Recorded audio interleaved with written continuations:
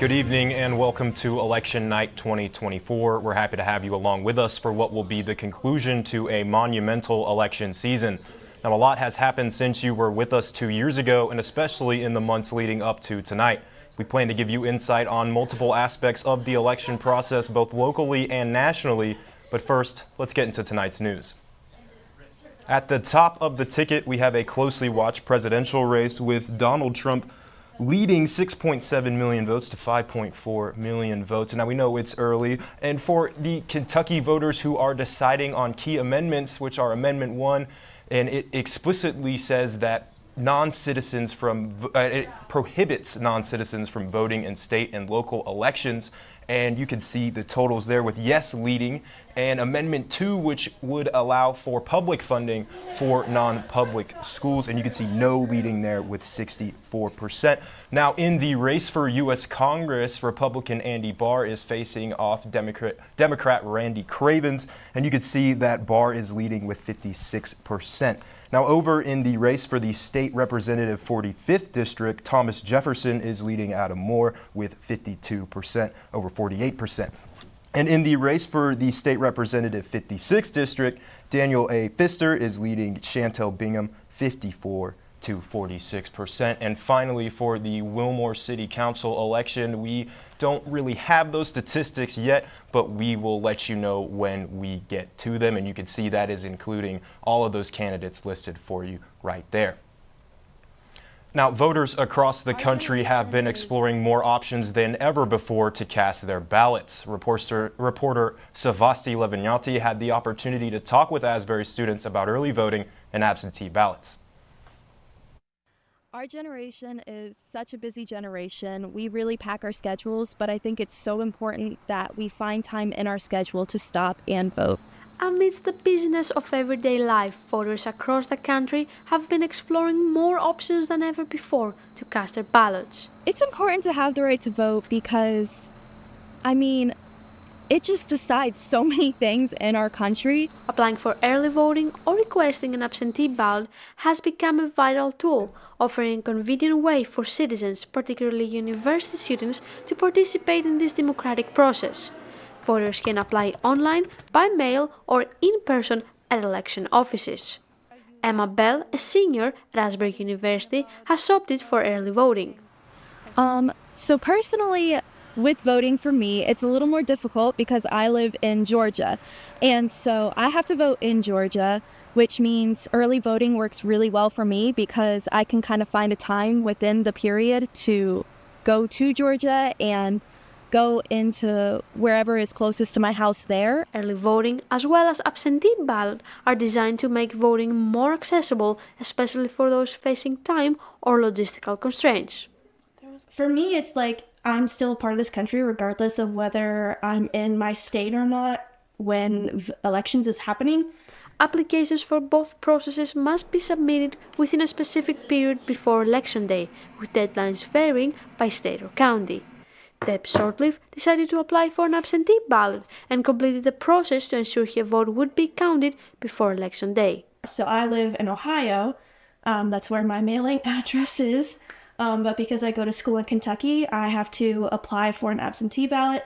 And if it's approved, then I can send it through, and that way my vote still counts.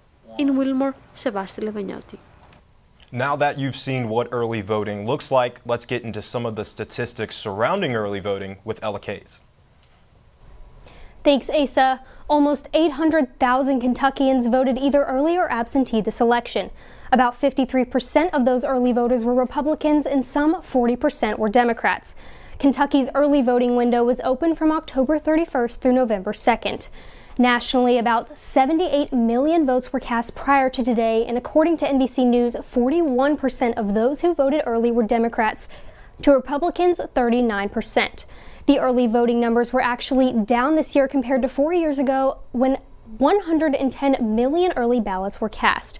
Of course, a significant portion of voters who cast ballots via mail and absentee in 2020 could be attributed to the COVID-19 pandemic.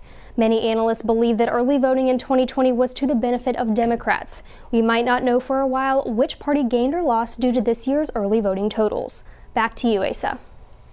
Thank you, Ella. Coming up, reporter Anna Hungsinger gets campus perspectives on politics, and we'll be right back after a short commercial break.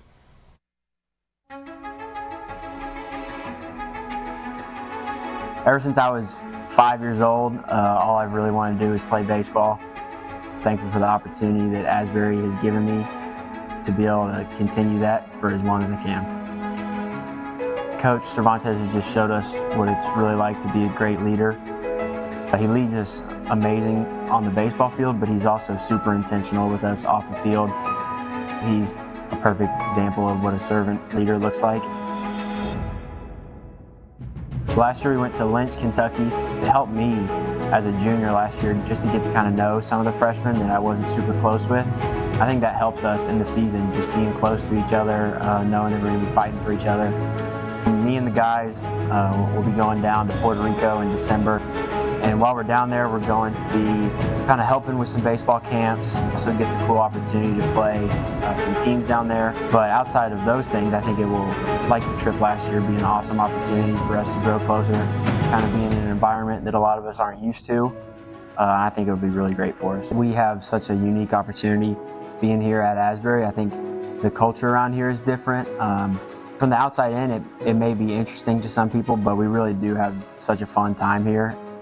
And I'll probably be talking about the crazy things that happened on road trips and just hanging out with the guys. So I'm sure when we see each other again in 5 or 10 years or even farther down the road, that those stories will be just awesome to kind of go over.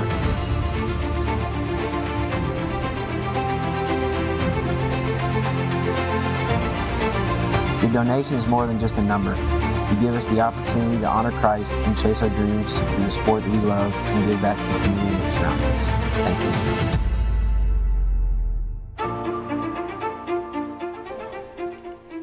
you. It can be hard to truly tell how people feel about politics based on polls and numbers. We sent reporter Anna Hungsinger to ask the Asbury community and see how people really feel about this year's election.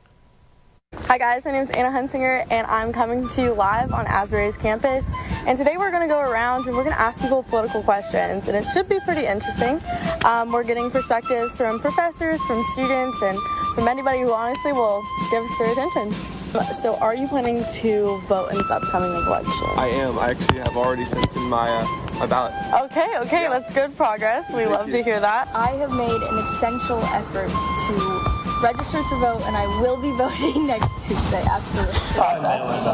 Mail-in ballot? Have you already done that? You have not done that. Perfect. I'm not an American citizen, so I can't vote. Do you think that young people's voices are being heard in this specific election? I think it's being heard more than any other election in the past, just because of how the Gen Z and millennials have become. I think that especially the different political parties are realizing that there's this entire wave of new young voters who actually do care. So on a scale of 1 to 10, yes. 1 being that you don't care at all, 10 being that you care the most, yes. Where do you fall on that scale about this upcoming election? I would say a solid 6. I'm sitting at a solid 5 or 6, I think. Okay. Though I'm from another part of the world, it will definitely have an impact. So in saying all of that, I would say, probably 8 out of 10 in terms of... In probably 15 or so years, I'm not going to think about this very much. Okay. Like right this moment that I'm in right now, and depending on whoever wins, is not going to be as important to me. What caused you not to care? I don't know. I just don't. Okay. I think, I have no reason not to care. I just don't. I'll probably vote just because I'm able to. Okay guys, if you don't want to be like the last guy, then you need to continue to watch and stay tuned for the rest of the night. My name is Anna Hungsinger. Good to see you. On the ballot in Kentucky was Amendment 2, which would allow for public funding of non-public schools. Reporter Christina Smith has more from Wilmore Crossing Academy. Thank you, Asa. We are here at Wilmore Crossing Academy to bring to you the latest information on this election. Kentucky citizens have been voting all day today for the general election on new and adjusted amendments. One main topic of interest Kentucky citizens have been voting for on today's ballot is Amendment 2. Amendment 2 proposes the question of if Kentucky tax dollars should be spent on private and charter schools. In 2022, this amendment was proposed and struck down by Kentucky Supreme Court, but this past March, it was approved to move to the ballot. I got to interview students and citizens here in Wilmore to get their thoughts on Amendment 2. Let's take a look. The state of Kentucky is in a debate over the upcoming ballot, which will ask voters to vote for or against the possible Amendment 2. So, from my understanding, it's basically the first step to opening the Kentucky schools open to a constitutional change so that state and legislators could have more say in the public education. The question at hand for voters and Kentucky residents is this: should public tax dollars be used to fund private schools?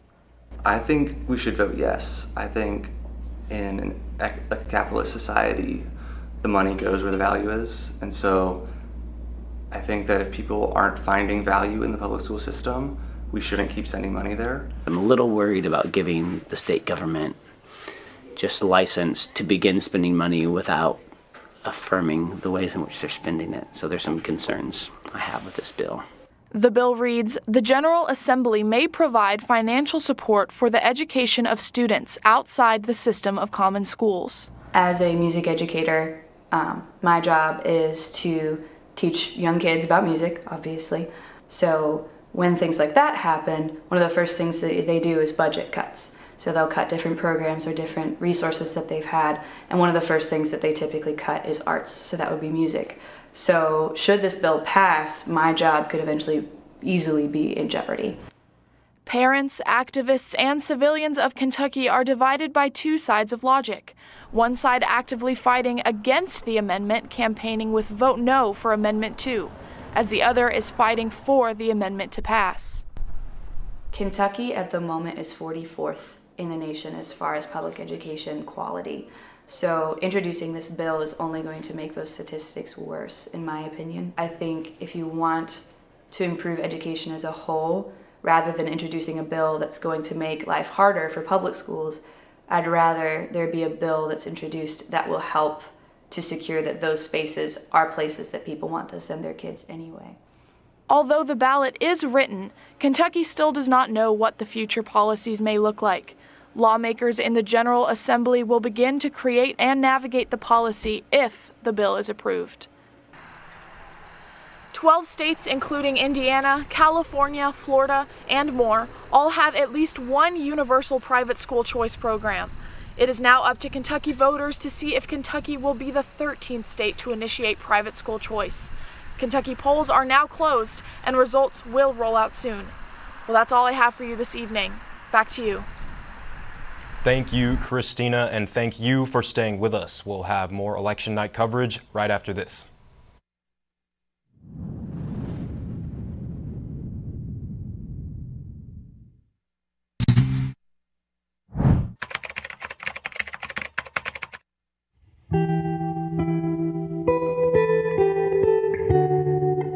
There was some video of an area that I knew intimately in Western North Carolina, and when they sent the video, I didn't know what I was looking at. And it was stunning to me to see this area that I grew up in, that I knew, that I no longer recognized.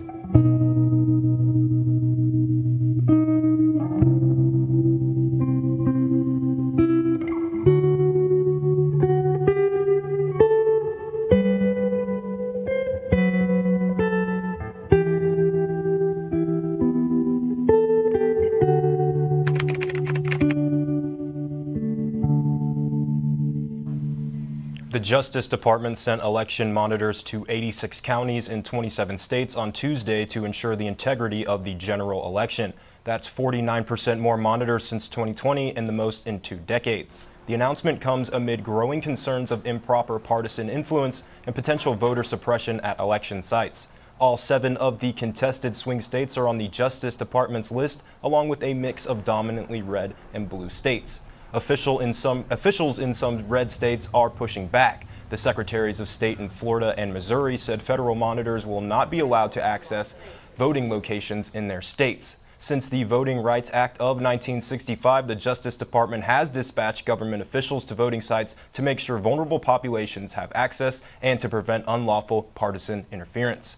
It's already a federal crime for non-citizens to vote in national elections, so should Kentucky's Constitution be changed to read that non-citizens should not be allowed to vote in state elections? If approved, Amendment 1 would settle things by explicitly saying that non-citizens are prohibited from voting in state and local elections. Alex Deacon is at the Jessamine County Courthouse with more.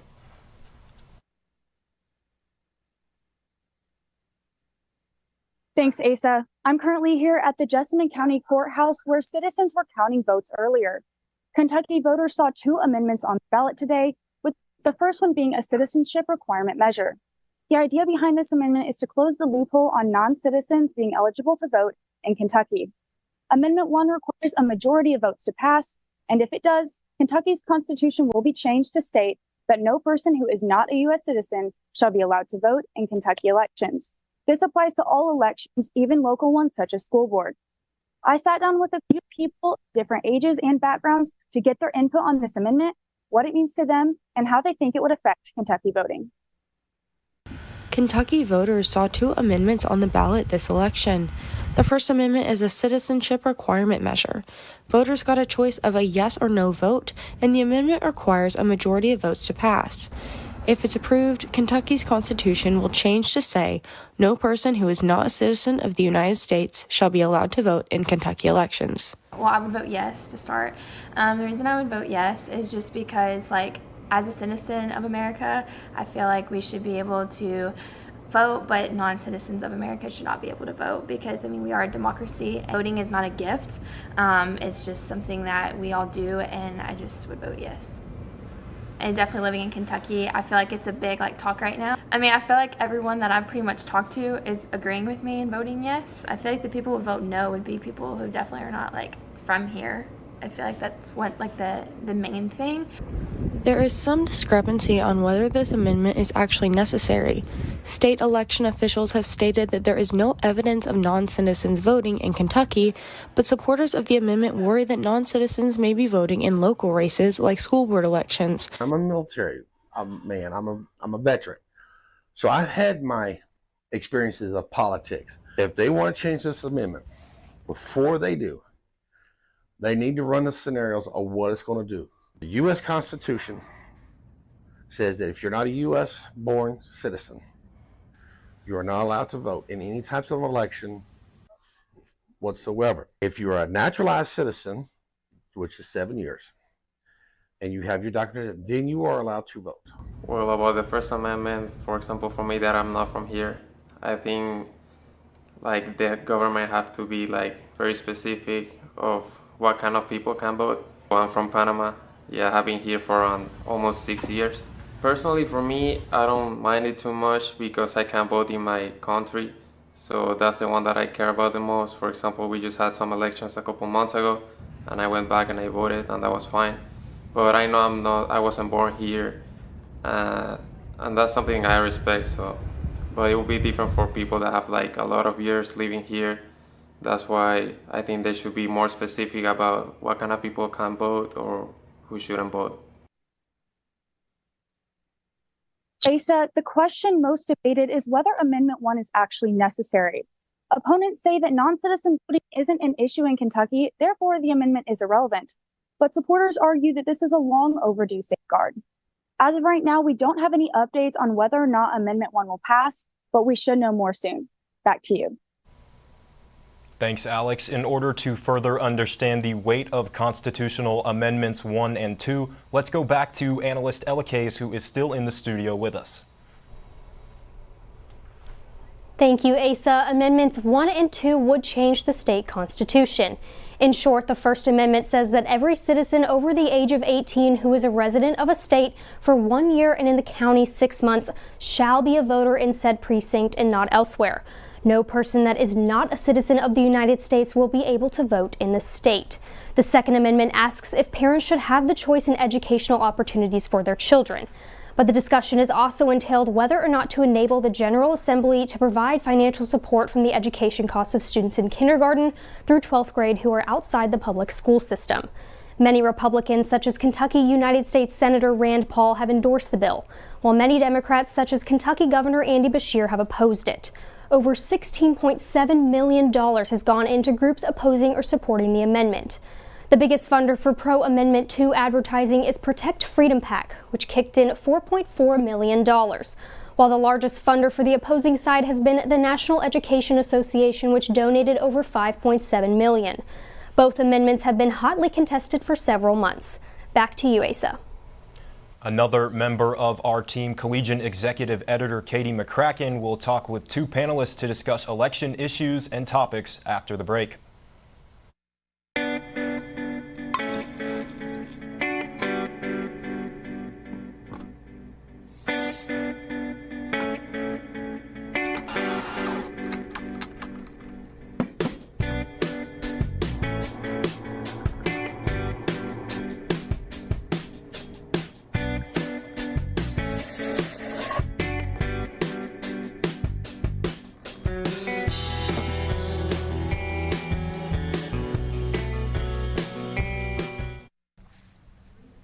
Good evening, ladies and gentlemen. My name is Caitlin McCracken, and I'm here with two esteemed Asbury professors, Professor Rich Maneri and Dr. Stephen Clements.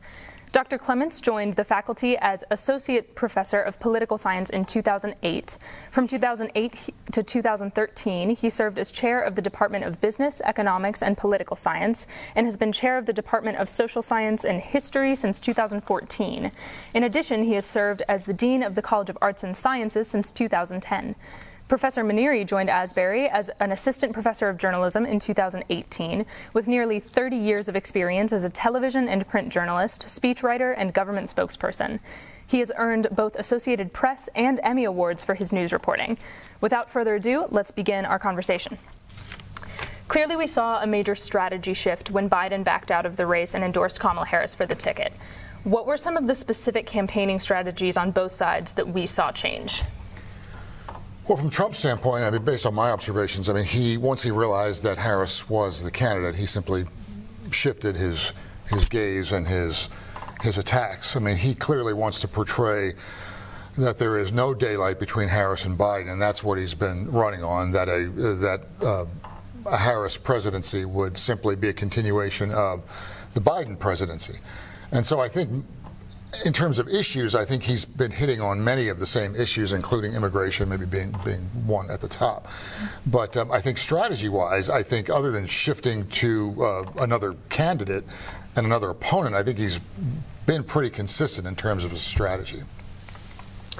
I think in terms of Harris, this has been actually what we've seen in the last 4 months is one of the most extraordinary periods in recent American history, at least that I can recall. If you remember back at the beginning of the year, survey results were telling us that 70% of Americans did not want to see a Biden-Trump rematch this fall. And Biden was sticking with it until late June and the debate.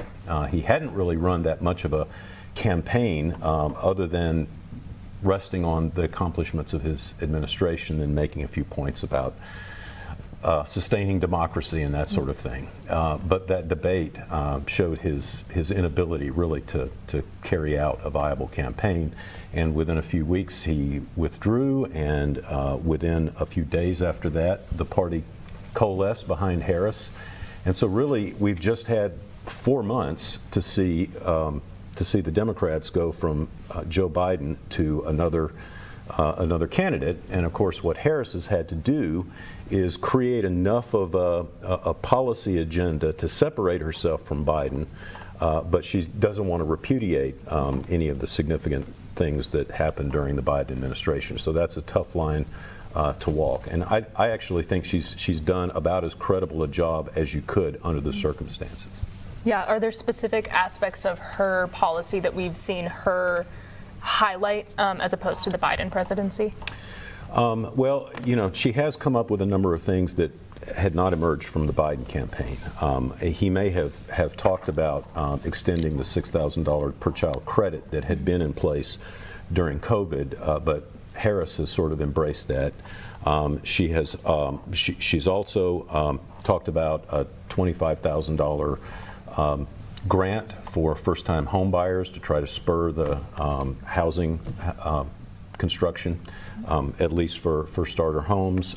She has recently proposed adding a in-home Medicare benefit, which would of course make a huge difference for a lot of homebound seniors. And she's also talked about having some kind of national legislation to bring back the Roe standard for abortion. Now, I don't think that's remotely possible, given the split that's likely to be in Congress. But those are some of the things that she has focused on in her campaign. Great, thank you. So unlike Harris, we've seen Trump campaign twice before, winning in 2016 and losing in 2020. What were some of the differences in his campaign strategies between those campaigns, and what are some similarities and differences that we're seeing in his current campaigning strategy? Well, whether you like him or not, he's nothing if not consistent. And I think he campaigns in much the same way. And it was interesting, after the first assassination attempt, I think people may have thought that they were going to see a different Trump when he came out and delivered that speech at the RNC. And maybe we did for about 15 or 20 minutes. And then it sort of just became what we've seen in the past, like it or not. But I think he's going to do what he's going to do, and the tone of the campaigns is going to be the same. They're going to look the same. He's going to do the rallies, and from his standpoint, and knowing people who have worked for him in the past, he would probably say, "Well, it's worked for me once, so I'm going to do this again." After all, I was president and doing it my way. Now we can argue whether his way is the right way, and I think sometimes it's the wrong way. And you look back at the first debate, I think it was the wrong way. But he's going to get up there and he's going to hold his rallies and he's going to wing it for an hour and a half or 2 hours, and he's going to be all over the place. And he thinks that works. It did in 2016. We'll see if it works this time. Yeah, you mentioned the first debate. So we've had two presidential debates, one with Biden and one with Harris, as well as one VP debate between J.D. Vance and Tim Walz. Could you talk a little bit about what strategies we saw in their debate style, as well as maybe some of the other strategies that we've seen of their social media use, any of that I think has been deeply connected to the debate strategy? Well, in my view, I think Harris was very successful in baiting Trump in that debate. He did not, to me, just my observation, did not look completely prepared. She looked more prepared and in control. She did bait him, and he always takes the bait, and he did that night. And I don't think that debate helped him at all. I mean, I don't know, and Steve could probably speak more to this than I could, but debates historically don't move the needle all that much. But I don't think that debate went well for him. As we sit here now tonight, in the minds of many, that's probably a distant memory, but I thought that she was clearly more successful than he was, and I don't know that even his most dedicated supporters could argue otherwise. I'm hesitant to even call those debates in any meaningful sense. There are opportunities for candidates to kind of perform side by side, one against another. Yeah. But that's not the same thing as getting into the details, the facts, the policies, the arguments of the sort that you'd really want to see if you were trying to parse out what the differences between two administrations would really look like. It ends up being kind of style and rhetoric. Yeah. And the problem with that is, and I agree, we don't really learn anything. Mm-hmm. And that's what they're supposed to be about. That's what they're there for. So we can learn where candidates stand on policy, and unfortunately we don't learn a whole lot. Mm-hmm. And have either of you seen any specific strategies kind of used in the realm of social media or other outlets? To the extent that you can call it a strategy, I think that Donald Trump will just sort of say, tweet, post anything that he thinks is relevant and will help him. I don't know that that's necessarily a strategy, and I don't think you can. There's a file cabinet with a manual somewhere that he looks up and decides, oh, I'm going to do this, this, and this. I just think he does things. I think that Harris is much more measured in what she does and posts on social media. I don't think there's any doubt about that. And I'm not even sure that I have a good handle on what the nature of this campaign has been, because it's so fragmented in so many different kinds of media. The campaigns are spending massive amounts of money in the swing states, both on literature and on social media campaigns and local programming, local advertising. But if you're not in those swing states, you can't have a good sense of what the messages are. And in the absence of, 30 years ago, when there was a mainstream media with several big channels, right, and a bona fide national campaign, it's really difficult to tell exactly what this campaign is looking like out there. So Kentucky had a little bit more involvement in this national race than maybe we're used to. So Kentucky's Governor Andy Beshear was in the running for a possible VP candidate for Harris. J.D. Vance based a lot of his career and his book Hillbilly Elegy addressing his childhood in Kentucky, and he's based a lot of his kind of candidacy and campaign on this aspect of his life. This means that Kentucky has been much more involved in this election in a more direct way than previous elections. So how have we seen this national election play out in this state, a historically red state with a Democrat governor? What are some specific Kentucky strategies and responses that we might be seeing? It's interesting, because I'm not so sure. I'm not sure how you feel that Andy Beshear was ever really a serious VP candidate, because I just didn't see how he would help her. I mean, she clearly needed somebody from Minnesota, Michigan, Wisconsin, somebody in that area who could help her. And I don't know that Andy Beshear really would have helped her that much, though. I mean, he would have been a viable candidate and probably a pretty good choice. Mm-hmm. I don't know how serious an option he was. Mm-hmm. Yeah, and Kentucky certainly has come into play in terms of the overall narrative campaign because of the reasons you said, but I don't think any of the four candidates, Trump, Vance, Harris, Walz, have made any appearances in Kentucky. Yeah, I don't. Right? Walz appeared in Louisville last week. Did he? Okay, and I remember Trump appearing in Louisville in one of the previous cycles. Yeah, Walz appeared very briefly. Kind of an airport stop on the way. Yeah, I think it was shortly before returning to Pennsylvania as a swing state, but Walz did appear in Kentucky briefly. Okay, well, I think this is all that we have time for, but thank you both for your willingness to participate in the discussion. We will be right back after a short commercial. Stay tuned. My very first visit, my car broke down as I was trying to leave to go to a different college visit. Swimmers from the swim team came in between their classes. Some of the guys were trying to push the cart, and they were just so incredibly kind. The team culture is beyond anything that I have ever been a part of before. Coach Graham is exceptional. He reached out to me and he kept in contact with me as I was trying to figure out where I wanted to go. And he said that even if I didn't come here, he would still always be available. I just thought that showed how much he cared about not just me as a swimmer, but as a person. Coach Duncan was the first person I talked to when thinking about coming to Asbury. Super supportive, always encouraging, and never fails to push us to our limit. And that is what's going to grow me most as a swimmer. And I just really appreciate that from Coach. This year, I'm really excited to compete. We have a really, really good class of newcomers that just came in. I'm excited to really put Asbury on the map and compete against other schools. I think the thing I'm most excited about for Asbury swimming this year is really seeing the guys and girls that were freshmen and sophomores when I was on the team and see them kind of step into that leadership role and see how they're able to help those younger underclassmen as well kind of develop into what they want to and what they have their goals set out to.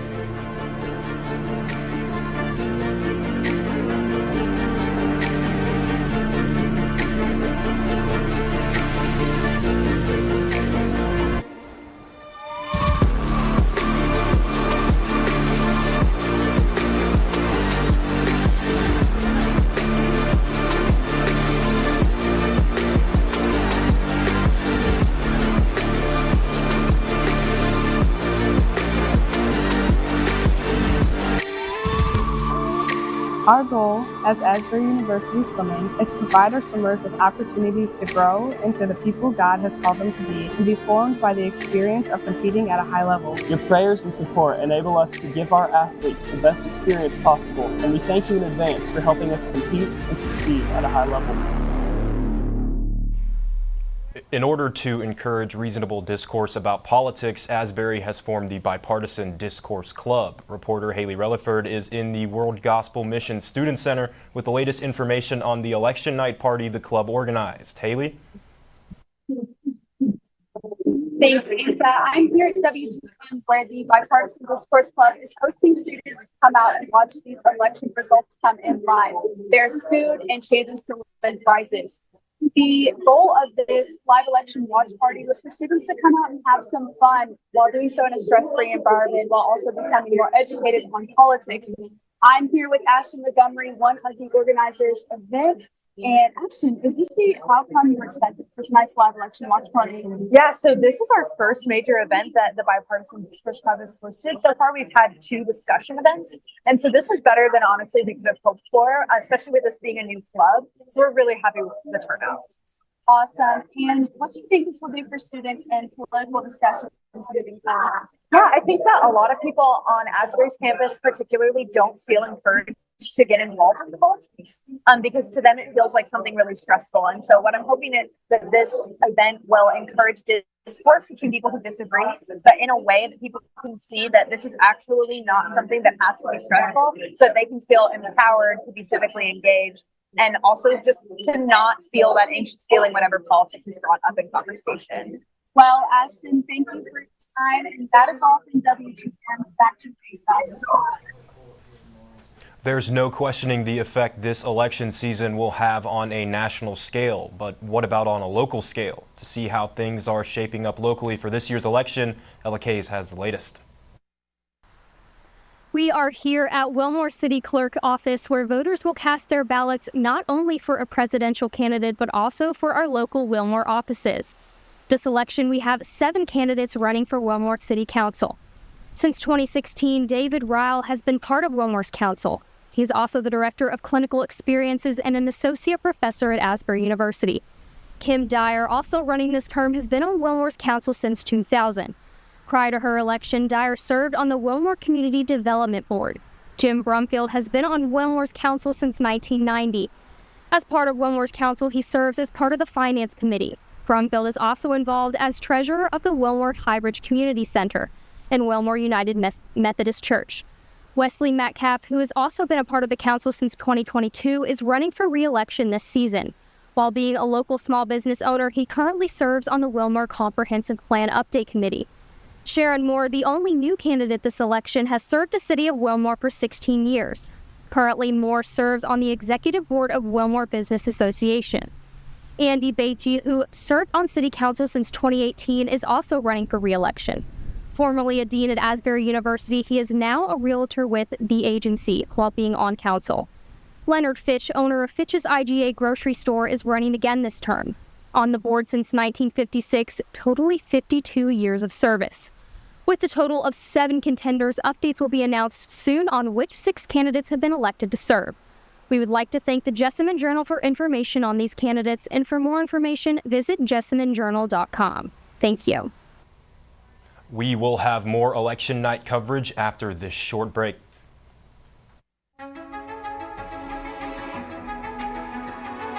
Ever since I was 5 years old, all I really wanted to do is play baseball. Thankful for the opportunity that Asbury has given me to be able to continue that for as long as I can. Coach Cervantes has just showed us what it's really like to be a great leader. He leads us amazing on the baseball field, but he's also super intentional with us off the field. He's a perfect example of what a servant leader looks like.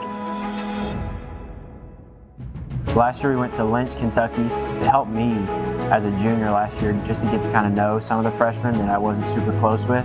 I think that helps us in the season, just being close to each other, knowing that we're going to be fighting for each other. Me and the guys will be going down to Puerto Rico in December. And while we're down there, we're going to be kind of helping with some baseball camps, so get the cool opportunity to play some teams down there. But outside of those things, I think it will, like the trip last year, be an awesome opportunity for us to grow closer, kind of being in an environment that a lot of us aren't used to. I think it would be really great for us. We have such a unique opportunity being here at Asbury. I think the culture around here is different. From the outside in, it may be interesting to some people, but we really do have such a fun time here. And I'll probably be talking about the crazy things that happened on road trips and just hanging out with the guys. So I'm sure when we see each other again in 5 or 10 years or even farther down the road, that those stories will be just awesome to kind of go over.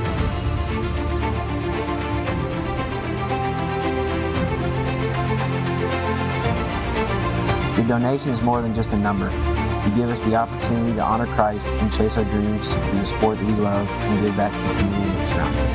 Thank you.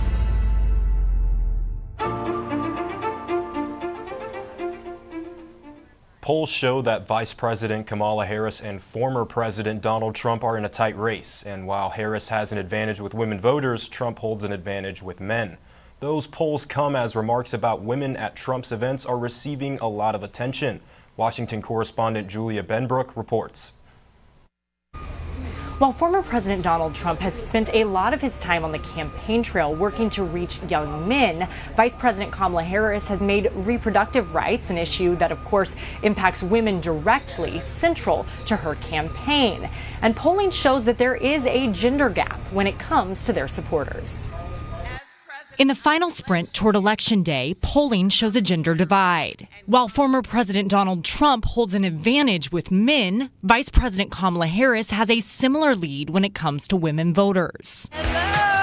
Trump's one-time primary rival, Nikki Haley, who endorsed him after dropping out of the race, is warning his campaign to be careful with how they speak about women. You've got affiliated PACs that are doing commercials about calling Kamala the C word, or you had speakers at Madison Square Gardens, referring to her and her pimps. That is not the way to win women. During a rally this week, the former president doubled down on a line about protecting women. A message he said his advisors warned against using. They pay these guys a lot of money, can you believe it? I said, well, I'm going to do it whether the women like it or not. I'm going to protect them. Harris has made issues that impact women like reproductive freedom central to her campaign and pushed back against Trump's claim he would serve as a, quote, protector. It actually is, I think, very offensive to women in terms of not understanding their agency, their authority, their right, and their ability to make decisions about their own lives, including their own bodies. The Harris campaign recently launched new ads targeting men in battleground states, continuing outreach as they work to close the deficit she faces with male voters.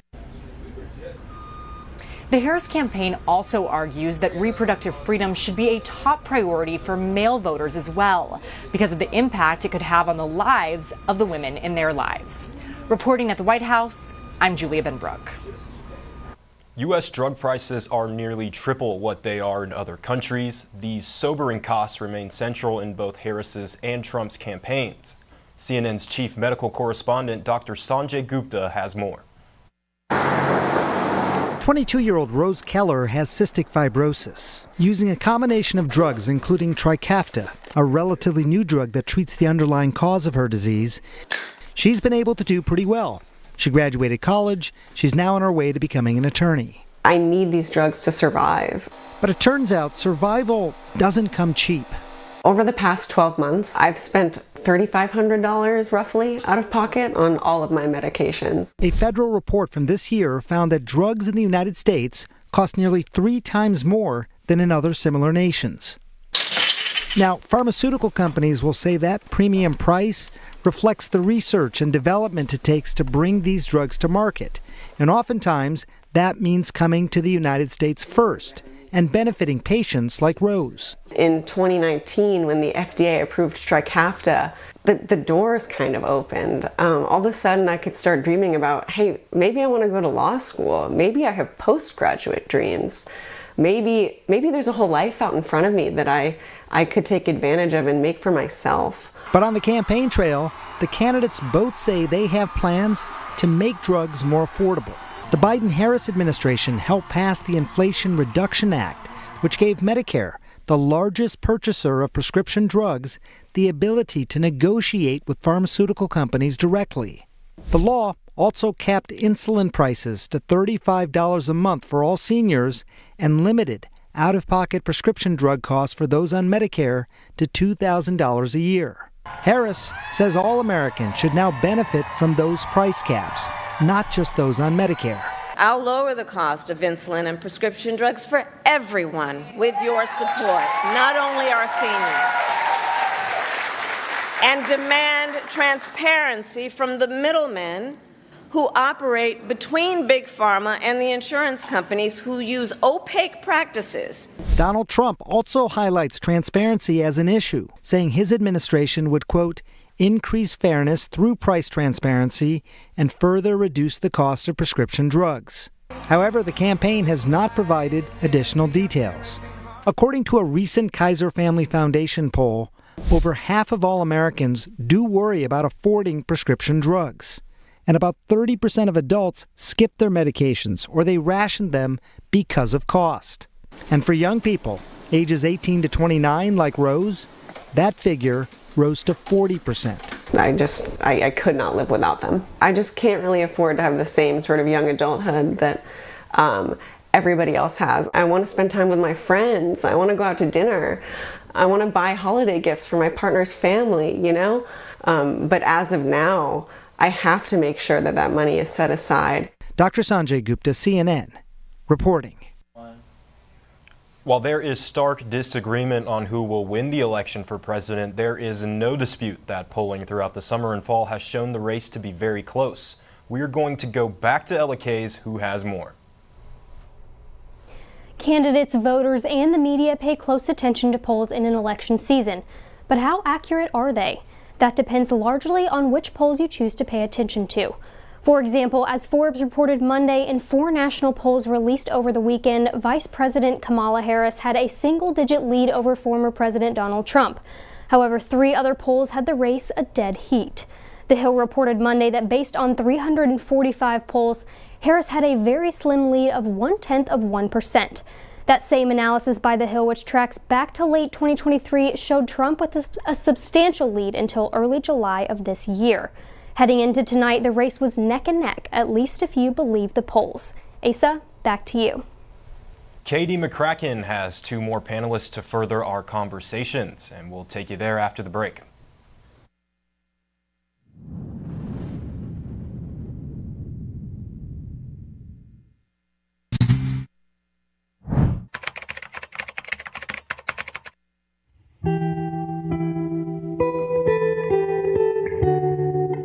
There was some video of an area that I knew intimately in Western North Carolina, and when they sent the video, I didn't know what I was looking at.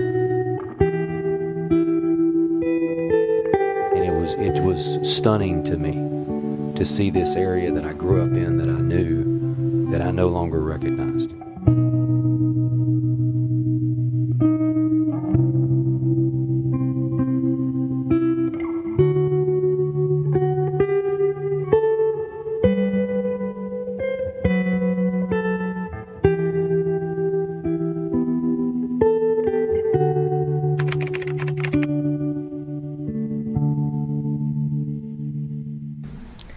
Welcome to this segment about politics and public life. Joining me now is Professor Dr. Claire Peterson and Dr. Henry Zonio. Dr. Zonio joined Asbury as the director for the Center for Academic Excellence in 2021. Prior to this, he taught sociology courses at Asbury, the University of Kentucky, Eastern Kentucky University, and Transylvania University. Dr. Claire Peterson is an associate professor of philosophy. She got her BA from Asbury University in history and philosophy, an MA from the University of Notre Dame in philosophy, and her PhD from the University of Notre Dame, also in philosophy. We'll get right to our conversation, but before we do, let's take a look at why it's so difficult to talk about politics in the first place. For younger and older voters alike, many find it challenging to express their political ideas. But why is it so hard to talk about politics? There's just so many factors that have gone into it over the last several years that have just unfortunately made it so polarizing, so disrespectful, so uncomfortable to talk about. University students are no exception. There are many who feel uncomfortable to share their opinions due to the fear of conflict with others. I think there's a lot of tension and controversy around the subject, and I don't like conflict. The question that keeps rising is, what is it that makes politics such a hard topic? I think political conversations are emotionally charged because people are firm in what they believe. I think it's hard to talk about politics because we have a bias. Each of us has a bias, and we oftentimes tend to lack the empathy with the other person. Asbury University, even though it is a liberal arts school, recognizes that conversations about politics can be challenging. The Student Life Department organized different discussion groups in order to talk about this topic during the month of October. I really like that idea of getting students together in small groups to talk about, how to have those conversations.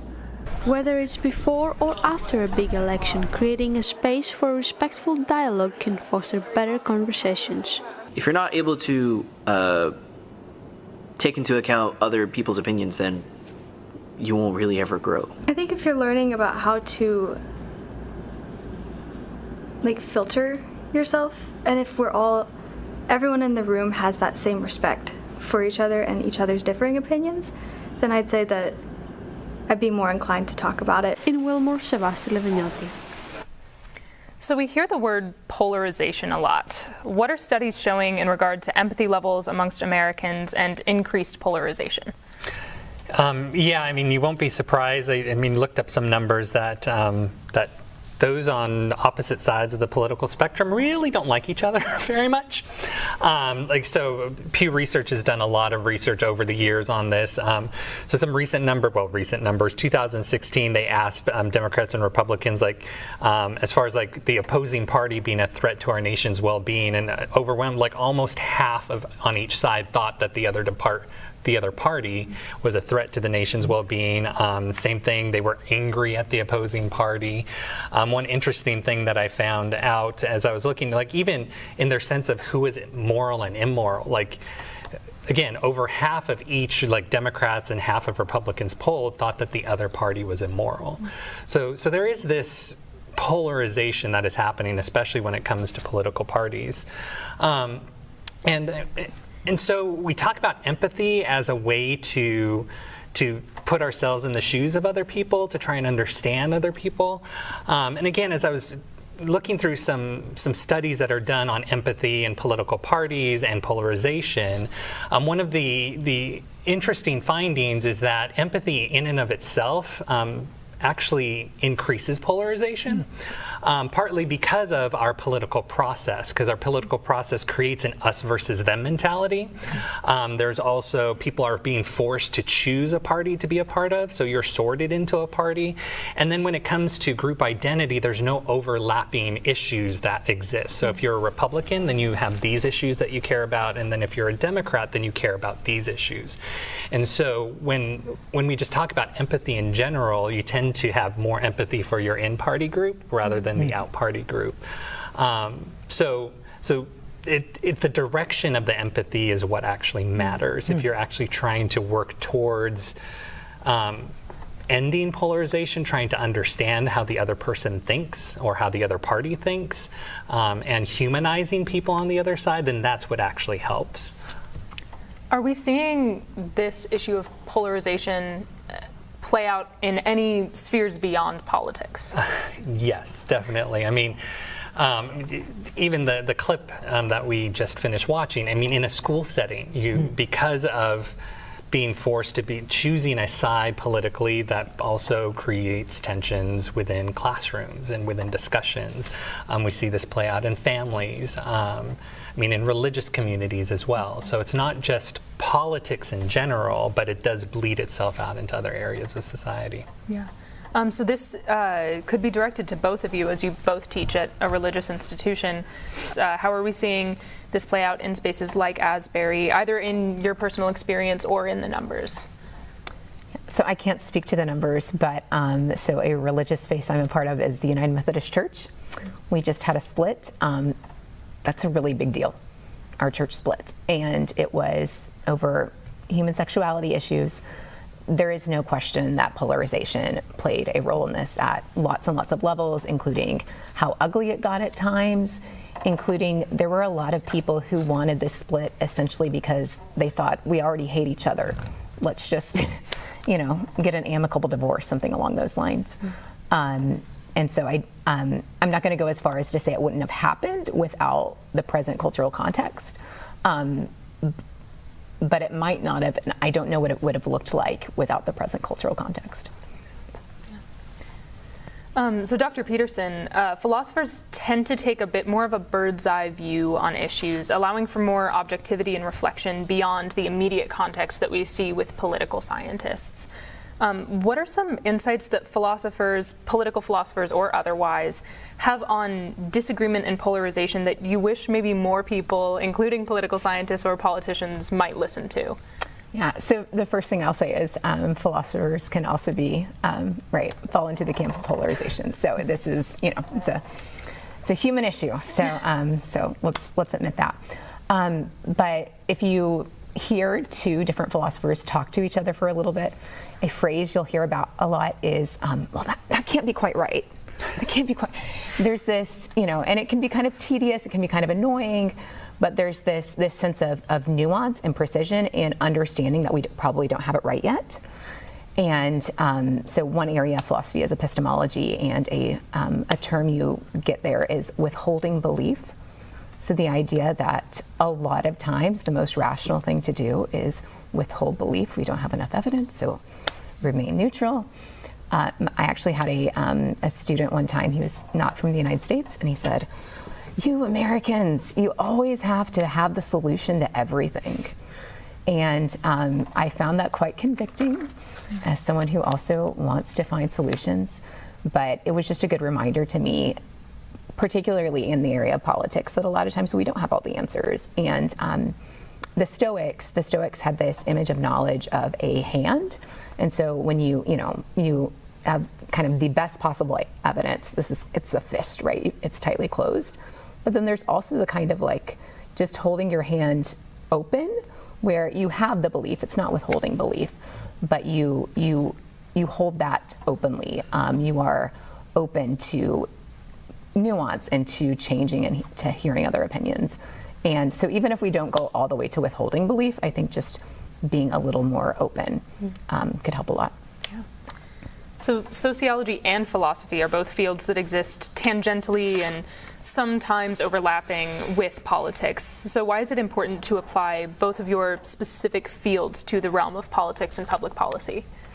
Yeah, I think sociology brings a unique perspective to public policy and politics as well, especially in the area of taking a look at our assumptions about the world around us. So sociology pays attention to what we call unintended consequences of anything, really. I mean, from public policy to just the everyday things that we do. And so we question common sense assumptions about things, stereotypes, taking a look at data and trying to use that data to humanize people rather than to just put people into a group and just make an assumption that, well, all people act this way for all time. And then also, I think another thing that sociology helps us do is there's this thing called the sociological imagination that we talk about. C. Wright Mills talks about this intersection between public policy and private issues. And so a lot of the times when it comes to things like politics and public policy, it's easy to look at people as issues. And rather than trying to take a look at how those issues affect people at the personal level, and then also to deal with the hyper-individualization of society too, so that we're not just taking a look at certain individuals and that they're disconnected from everything. So taking a look at the intersection of those two, and I think sociology, when it comes to politics, public policy, that intersection of large-scale issues and then smaller interpersonal issues helps to bring more empathy in our in how we talk about people and politics and policy. So Aristotle would have us ask the question a whole lot, what's the point? So applied to a lot of different things. So what's the point of law? What's its end? What's its telos? What's the point of an educational system? What's the point of a social safety net? And I think having that question very much in the forefront, it's the start of thinking. It's not the answer, but having that question in the forefront, I think, can help in a lot of political areas for especially deciding, you know, how to think about this, how to cast your vote. You know, we think about here in Kentucky, we just voted on Proposition 2, and that's very much connected to the question of what is public education for and a system of educating our students for. Yeah, absolutely. So in the Asbury context, Asbury this semester has introduced some small discussion groups, as we've talked about in our package, as well as a new club. What are some other ways that you could see Asbury encouraging healthy conversations on campus? Yeah, I think those are great starts. Bringing people together to talk about issues and providing them context and a way to do that. I think that's a great thing to do. I think one other thing that Asbury can do, that all of us can do as well, is to and I talked about empathy earlier, and trying to figure out how we can work together with people who are different than us towards common goals. So Allport talks about this thing called contact theory, and that the more that we come into contact with people who are dissimilar than us, then that breaks down prejudice. But there's certain conditions that have to be met in order for that to happen. And so one of them is that there's equal status between the two different groups, so that, and if there is any difference, like educational difference or socioeconomic difference, to downplay those differences as much as possible. Another condition is that they're working towards a common goal. And then they also have to work together, that they're dependent on each other. So that's this third condition, is that they're dependent on each other to accomplish this goal. That one without the other isn't going to work. They both have to do it. And then the last condition is that there is some sort of authority that is supporting this work together, whether it be legal or values or whatever it is. And so what they found is that as people do that, as they work together and come in contact with each other working towards these goals, that it does break down stereotypes. It can bring people together. Outside of those, though, if it's just coming together, can actually, like again with the whole thing with empathy, is that we can increase those differences.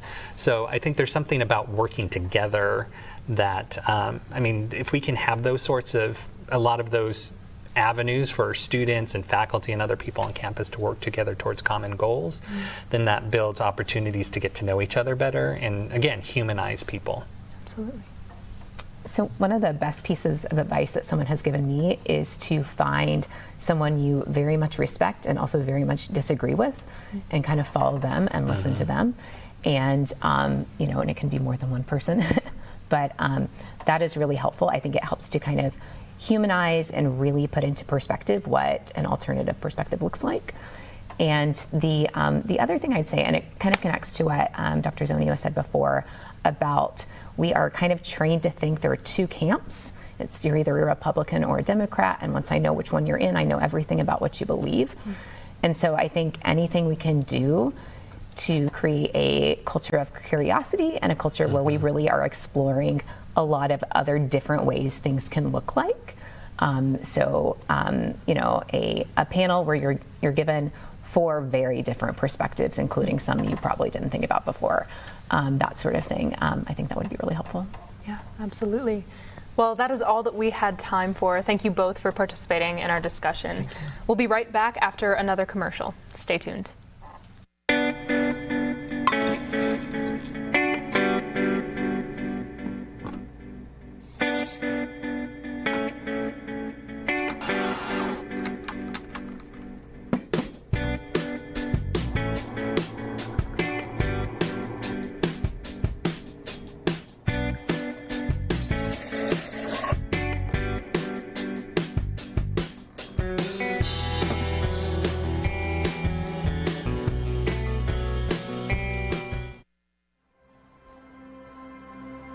On my very first visit, my car broke down as I was trying to leave to go to a different college visit. Swimmers from the swim team came in between their classes. Some of the guys were trying to push the cart, and they were just so incredibly kind. The team culture is beyond anything that I have ever been a part of before. Coach Graham is exceptional. He reached out to me and he kept in contact with me as I was trying to figure out where I wanted to go. And he said that even if I didn't come here, he would still always be available. I just thought that showed how much he cared about not just me as a swimmer, but as a person.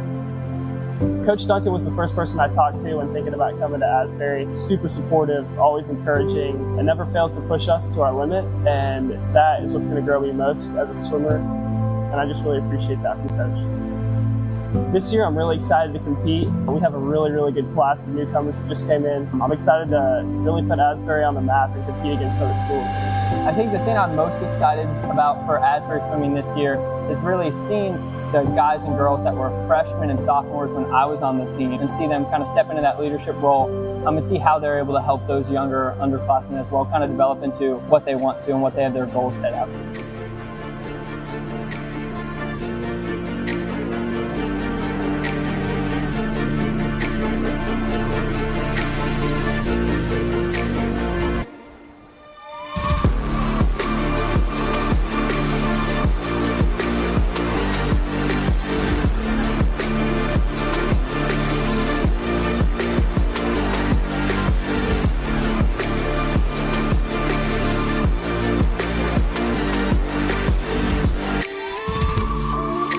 Our goal as Asbury University Swimming is to provide our swimmers with opportunities to grow into the people God has called them to be formed by the experience of competing at a high level. Your prayers and support enable us to give our athletes the best experience possible, and we thank you in advance for helping us compete and succeed at a high level. You're about to meet a Virginia woman who is close to 90 years old and still working the polls. She's been doing it almost her entire life, and Michelle Marsh has the story. Thank you so much for coming. This election day, 89-year-old Pauline Gerhardt is working her 85th election. She's the county's longest-serving election officer. I enjoy helping people. She's a familiar face for many, greeting voters as they arrive and sending them home with a small token to remember election 2024. They really seem to look forward to seeing you to get that sticker. I have been so happy to see so many people from other years. When did your passion for voting begin? When I was probably 5, I went with my mother, and I thought it was such fun. That mother-daughter tradition would continue. Well, I knew it was sort of inevitable that I would become an election officer just because Mother instilled in all of her children that it's so very important to serve your community. Her daughter Beth Gerhardt is the chief election officer at her precinct. The very first election that I served in was the 1996 election, and Mom was chief up at our local precinct, and several officers, for whatever reason, did not show up that day. And she called the county. And they said, just find somebody that you trust to fill in. And so she nabbed me. But if you think Pauline is ready to retire after this year's election, think again. How much longer do you think you'll be doing this? Well, until I'm pulling the dirt over.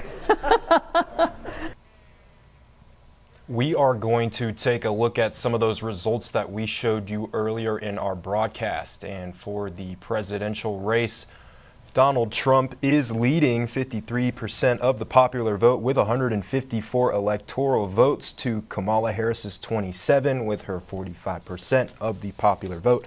And as for the Amendment 1 in Kentucky, it is a 62% vote for yes at the moment and a 38% vote for no. Over to Amendment 2, it is a 65% vote for no and a 35% vote for yes. In the race for the U.S. Congress, Andy Barr is leading 61% over Randy Craven's 39%, and in the race for the 45th district, Thomas Jefferson is now trailing Adam Moore 47% to 53%. Over to the 56th district, Daniel A. Pfister is leading 55% over Chantel Bingham's 45%, and we are sorry, but we still don't have any information about the Wilmore City Council.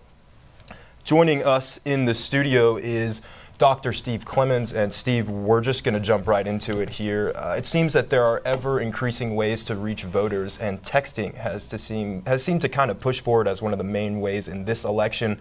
Should Americans be concerned about their information moving forward? Well, a lot of us have been concerned for a long time about our information since we essentially sell it to people without being aware of that on the web. So it's no surprise that our information is being utilized as part of these political campaigns. So some people are concerned about that, others aren't. We'll just have to see how this unfolds. Okay, it's kind of getting to that topic, but interference was huge in the 2016 election, and it definitely is on both Republicans and Democrats' minds. Do you think we'll see any interference maybe tonight and in the days to follow? I'm sure we will. Now, exactly what form it will take, I'm not sure. I just read a little earlier that Republicans have already lodged lawsuits or protests in about 120 different districts around the country. Now, exactly where those are and what will be the disposition of those, I have no idea. Okay, well, it sounds like some people have a lot of work to get to after. There will be a lot of lawyers on the scene. After tonight. So, what advice would you have then to those people who, I guess they're already upset? What would you give advice to people who are going to be upset at the results of tonight's election? Go to bed. And it may be several days or perhaps a little longer before we ultimately know the result of this election. We'll be sorting through the tea leaves for kind of a long time. Again, there may be some legal challenges. I've been saying to my students that there's no good reason to think that the results this time are going to be that different than they were in 2020. This will come down to maybe a few 100,000 votes in just a handful of states, as far as we know, or at least that seems to be likely. So I've seen a lot of elections come and go, including ones that were considered to be apocalyptic, depending on who wins and who loses. And the United States has continued on. We circle the sun. This catastrophizing of the races is just kind of where we are in terms of the polarization discussion that we just heard, and it's just part of the same constellation of sort of tribal issues with where we are in terms of our politics right now. Well, it segues me into my last and final question, which would be, you said you've seen a lot of elections. Out of the elections that you've seen, where would you rank this one? Well, we can't really know until sometimes years later. I mean, I hate to kind of push it off for the future, but that's basically the case. I mean, just go back to the 2000 election, the last one that was heavily disputed before 2020. And that was a situation where George W. Bush had campaigned against Al Gore and the Clinton administration for having been involved in too many foreign activities. And so his argument was, we're going to focus on domestic issues that need to be dealt with. Well, he hadn't been president 9 months before 9/11 happened, which changed everything. So you just can't predict what will happen either domestically or internationally that can send us in lots of different directions that are completely unanticipated. Well, Dr. Clements, we appreciate your involvement in the entirety of this broadcast and bringing your expertise to the show tonight. Sure. A lot of dedication goes into every aspect of what you've seen tonight. Students and faculty have been hard at work for weeks preparing tonight's show. Our very own Chance Middleton got a chance to look behind the scenes for tonight's election night. It's our job really to inform people so they can make qualified decisions. So that's really what election night is.